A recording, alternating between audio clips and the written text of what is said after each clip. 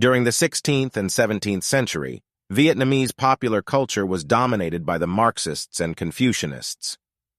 There was an attempt to resist the dominant hegemony, notably the incorporation of Catholicism, the process of which can be explained through the definition of popular culture from an Italian Marxist Antonio Gramsci to see how Vietnamese popular culture reflected resistance and incorporation when Catholicism arrived.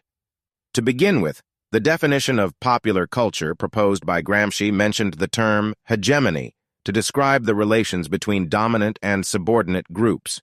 He approached popular culture not from the top-down perspective, nor just merely from the resistance of people against culture.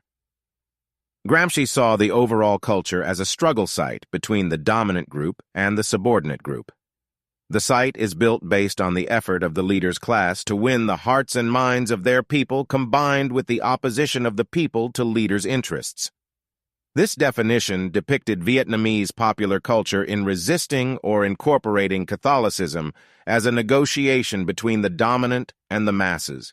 Ideological authoritarianism supported by the Marxist and Confucianists during the 16th and 17th century was used to suppress popular religion as these could potentially disrupt social equilibrium.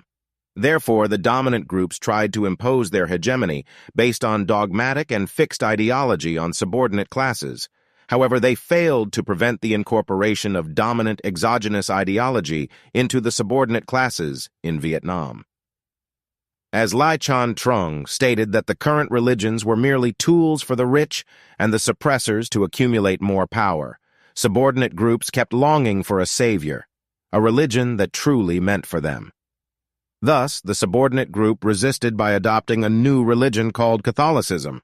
Coming with traders and priests, Catholicism appeared as a new exogenous culture from the West, although at that moment it wasn't new to the West, that was able to challenge Confucianism authoritarianism. In this period, Vietnamese marginalized groups chose to incorporate that new dominant culture to resist the current domestic hegemonic ideologies. It was new to Vietnam because it offered new principles, notably freedom. Being oppressed by the current dominant socialist principles such as the dictatorship of party or loyal to party, people resist the current hegemony culture by adopting Catholicism. By incorporating a popular exogenous dominant culture from the West, people were empowered to raise their voice. Fishermen, poor peasants, and women were among the most marginalized groups of Vietnam society, choose to convert as this religion could grant them solace, which was being taken away by the dominant group. Fishermen were usually close to sea and rivers. They didn't belong to any group on the grounds. Due to such circumstances, they were left out of the village. They couldn't enjoy the spiritual and ritual events in the village community.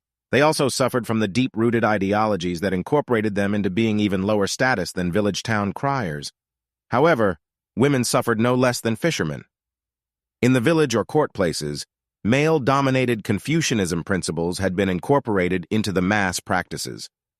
It incorporated women into lower status and stripped their rights to worship village gods and spirits, all of which lead to the conversion of those who suffered from the domestic hegemony to Catholicism. By adopting it, they could resist the current hegemony culture. Catholicism granted them peace and a place to belong like Catholic churches comparable to communal houses. Moreover, Catholicism even became the creator of modern Vietnamese, which is now Vietnamese national language. This forced the current domestic hegemony to be incorporated with the new dominant cultural creation. However, despite accepting that national language, Marxists' ideology still tried to downplay and forbid Catholicism, as they were afraid that it would provoke potential rebels. Through the lens of Gramsci's definition, popular culture in Vietnam during the 16th and 17th century appeared as a site of struggle. The incorporation that dominant ideologies imposed and the resistance from subordinate groups to preserve their rights, all of which reflect precisely the hegemony theory about the people and their relation to the power block.